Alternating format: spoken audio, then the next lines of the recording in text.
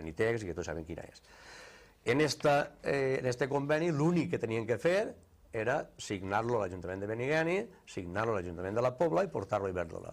Resulta que ara reuneix els propietaris el senyor Puigades i, com sempre, tirant la culpa a la falta de previsió del PSOE, es diu que ara ell ha firmat un conveni en Iberdrola, que duda molt que ho hagi fet, duda molt, però espera que en el pròxim ple ordinari que tinguem es presenti el conveni i el puguem veure, en el qual comprovarem si l'únic que ha fet el poble, i els veïns en concret, ha sigut perdre diners, perquè ja se rumoreja que inclús va costar un 40% més del que teníem prioritat a principi. Per tant, que no ens diga res de la unitat 26, és a dir, que està ahí i que no hi ha més coses a fer. Les intencions del l'equip de govern del Partit Socialista era donar serveis a la població, aleshores pensem que la piscina municipal és un servei i que té que tindre un cost, com el pavelló deportiu és un servei i té que tindre un cost, com el futbol és un servei i té que tindre un cost, com la biblioteca és un servei i té que tindre un cost, i l'Ajuntament té que assumir els costos dels serveis que dona als veïns. Per tant, la piscina coberta és un servei, a més, molt utilitzat, i que resulta que en els 3 anys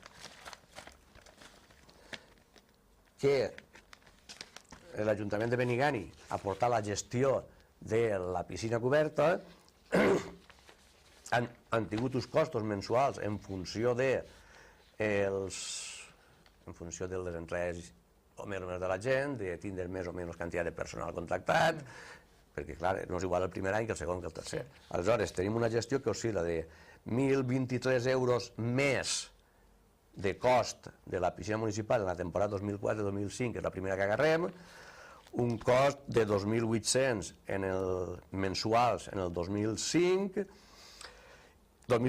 i un cost de 2.600 euros mensuals en la gestió del curs 2006-2007. Aquests documents els té tots el Partit Popular, perquè estan en el Consell Esportiu Local, que és, ja ho he dit abans, és algo de lo que tots els components de l'equip de govern, de l'equip socialista, sentim supersatisfets perquè sentim orgullosos que l'esport municipal en Benigànim s'hagi gestionat ell mateix, ell mateix ha distribuït, pagat, cobrat i funcionat d'una forma autònoma. Entonces, jo crec que evidentment, el Consell i el repartiment de subvencions per part del Consell i la piscina queda molt clar en aquest tema. I després hi ha una altra acusació que tampoc s'ajusta a la realitat. Ens diu que estem criticant les festes del poble i encara no s'han fet. No estem criticant les festes del poble, evidentment, perquè no s'han fet. Estem demanant explicacions al regidor de festes i al senyor Puigades quan ell agarra i de 125.000 euros que tenia consignats el PSOE en 2007 per a festes patronals, és a dir, per a les festes dels festers i dels moros i cristians, més les festes de carrer o de diferents barris del poble, resulta que ells baixen a 90.000 el que són festes patronals, el que són moros i cristians i festers, i desvien 35.000 euros per a festes del carrer. Però quin és el misteri? Festes de carrer en Benigànim n'hi ha 5 festes de carrer. A ninguna festa de carrer li han donat més de 1.000 euros de subvenció. A ninguna. Per tant, això puja 5.000 euros. De 5.000 a 35.000 queden 30.000 euros. A on estan aquests 30.000 euros? Què pensen fer amb aquests 30.000 euros que s'han restat als festers del Crist i als moros i cristians, perquè deuen dedicar-se a les festes patronals? Això és el que critiquem nosaltres i el que demanem explicacions. Que ens diguen què passa amb aquests 30.000 euros que no ens quadren. Estan llevant-los als festers del Crist i als moros. Per tant, que no ens diguen això, que ens diguen el que vulguin dir-nos, però que no ens ho justifiquen d'aquesta manera. És el que estava intentant dir-te abans i el que estic intentant dir per a que tot el poble ho tingui clar i sàpiga exactament què és el que pensem i quines són les nostres actuacions. No ens queda molt de temps, però sí que vull també que ens parli de les diferències entre el Partit Popular i el Partit Socialista. Bueno, jo, des del grup, pensem en que hi ha unes grans diferències, grandíssimes diferències. Primer, en el que són projectes de futur. els projectes de futur que està plantejant-se en aquests moments el Partit Popular són projectes com dir anem a fer la Casa Ribelles, anem a fer el camp de futbol en gespa artificial i hi ha dues coses molt curioses ahir. Una cosa curiosa que és la Casa Ribelles, que diu que van a fer-la en fases, nosaltres vam fer 2 fases, mai van dir que estava acabada la Casa Ribelles, sinó que estaven treballant en ella, però ens diu que té 4 fases previstes de 100, 200.000, 350.000 i 400.000 euros per als diferents anys. Resulta que no sé d'on aixen aquests diners, no sé d'on. O quan se'n va al camp de futbol, a la gespa artificial del camp de futbol, i demanen una subvenció de 789.000 euros per la gespa únicament, per la gespa, que és el que entra a la convocatòria de subvencions de la Diputació de València, i resulta que l'Ajuntament té que pagar el 50% d'això, que són 394.000 euros.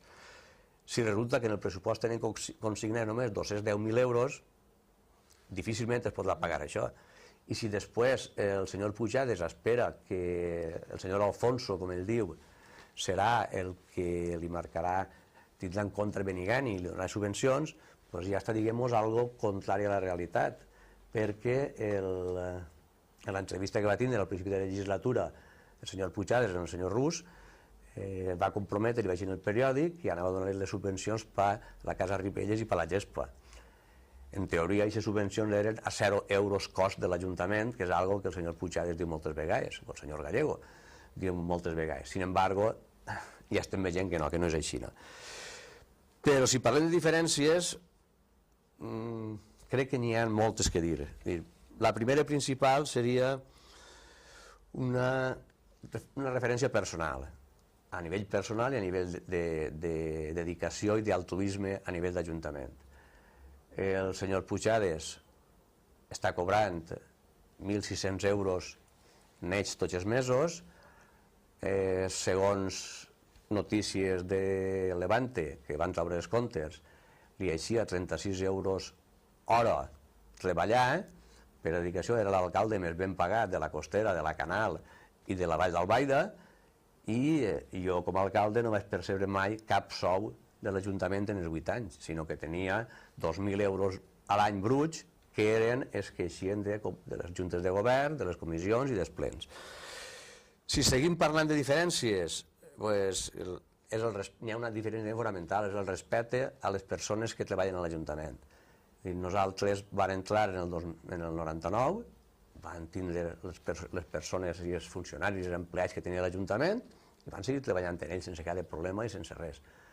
Ha entrat el Partit Popular, ha tirat al carrer a persones que estaven contratades i, per altra banda, ha fet la vida impossible a les persones per a que se n'anaren de l'Ajuntament. Això creiem que no diu molt a favor del grup popular. Si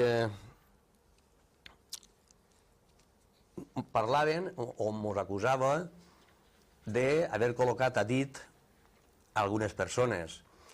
No, algunes no, diria exactament 15 o 20 persones. Jo li preguntaria qui són aquestes 15 o 20 persones.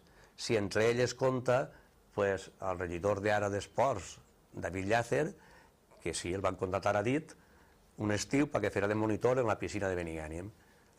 No passa res, no hi ha cap problema. Si es refereix a la regidora de Cultura i Educació que té, Violeta Valiente, doncs també l'han contratat a dit per donar classes en els tallers d'educació permanent d'adults en Benigànim.